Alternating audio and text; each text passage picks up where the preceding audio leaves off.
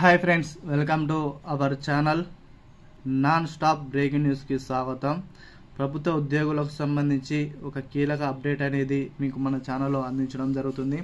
మన ఛానల్లో పెన్షనర్లకు సంబంధించిన న్యూస్, అదేవిధంగా ప్రభుత్వ ఉద్యోగులకు సంబంధించిన కీలక అప్డేట్స్, అదేవిధంగా ఇతర యూస్ఫుల్ ఇన్ఫర్మేషన్ అనేది తాజా సమాచారం నాన్ స్టాప్గా మీకు మినిట్ టు మినిట్ మీకు అందించబడుతుంది.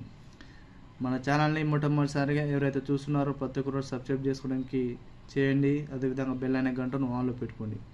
వీడియో నచ్చినట్లయితే లైక్ చేయండి. వీలైన త్వరగా వీడియోని అందరూ కూడా షేర్ చేయండి.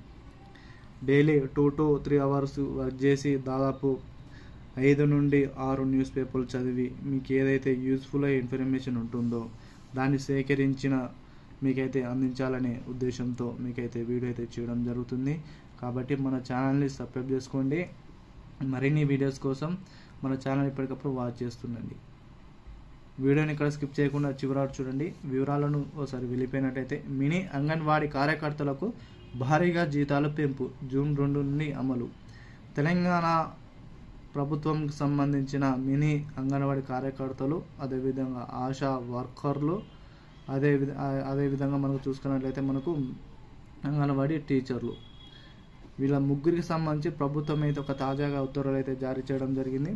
అయితే మొదటగా మనం ఈ యొక్క వీడియోలో మినీ అంగన్వాడీకి సంబంధించి ఫస్ట్ చూసుకున్నట్లయితే వారి యొక్క జీతాలు మనకు కేసీఆర్ గత బీఆర్ఎస్ కాలంలో వారి యొక్క జీతాలు అనేది చాలా వరకు పెంచడం జరిగింది.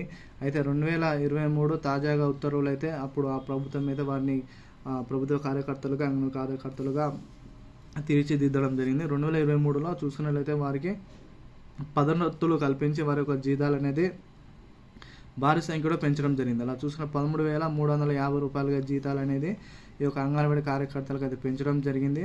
అయితే 2024 జూన్ నాటికి అవి మనకు ఇదొక పదోన్నతులు అయితే అంగన్వాడీ కార్యకర్తలు అయితే కల్పించబడింది. అయితే దీనికి తాజాగా అదే రోజు మనకి ఏంటంటే ఆ కాలంలో 2024 జూన్లోనైతే మనకైతే వారి యొక్క జీతాలు పడాలి. కానీ అప్పుడైతే ఏమున్నదంటే ఎలక్షన్స్ కోడ్ ఉన్న నేపథ్యంలో ఆ యొక్క జీతాలు అనేది పదోన్నతులు అనేది మనకైతే నిలిపివేయడం జరిగింది, అంటే ఆగిపోయింది. కానీ ఇప్పుడు కాంగ్రెస్ ప్రభుత్వం ఏం చేసిందంటే, ఈ కాంగ్రెస్ ప్రభుత్వం ఏర్పడినప్పటి నుంచి ఈ యొక్క 13,000 జీతాలను 13,350 రూపాయల యొక్క జీతాలను ఏం చేశారంటే 7,500 రూపాయల చొప్పున తగ్గించడం జరిగింది.